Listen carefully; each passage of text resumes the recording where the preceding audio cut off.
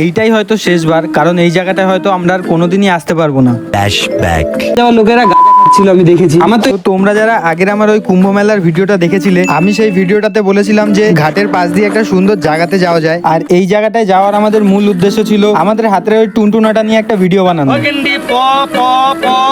আমরা যখন প্রথমবার এই জায়গাটায় আসি তখন এখানে কুম্ভ মেলা চলছিল, তাই আমরা মেলা দেখতে দেখতেই সব সময় শেষ করে দিয়েছিলাম, এই জায়গাটায় আর ঘুরতেই পারিনি। তাই আজকে আমি ঠিক করি যে এই জায়গাটার আমি শেষ দেখেই ছাড়বো। আর তারপর আমরা ফাইনালি এসে পৌঁছাই এই জায়গাটার শেষ ভাগে, যেখানে অনেকগুলো নৌকো রাখা ছিল। আর এতগুলো নৌকো দেখে আমার মনের ভেতরে জ্যাক স্প্যারো জেগে ওঠে। তাই আমি নৌকোর মালিকের কাছ দিয়ে পারমিশন নিয়ে নৌকোতে উঠে পড়ি। নৌকোতে ওঠাটা সহজ মনে হলেও অতটা সহজ ছিল না, কারণ নৌকোর মালিকের কাছে অনেকক্ষণ রিকোয়েস্ট করতে হয়েছিল। তারপর উনি বলে জুতো খুলে উঠবে কিন্তু, আর 10 মিনিট পরেই নেমে যাবে। তারপর আমরা নৌকোতে বসে কিছুক্ষণ ফটো আর ছবি তুলি, তারপর বেরিয়ে যাই বাড়ি যাওয়ার জন্য। আর একটা কথা হচ্ছে, তুমি যদি মেয়ে হয়ে থাকো তাহলে এই জায়গাটা কোনোদিনই তোমার জন্য নয়, কারণ রিস্ক আছে। ভিডিওটা ভালো লাগলে লাইক করে দিও। দেখা হবে পরের ভিডিওতে। Bye bye.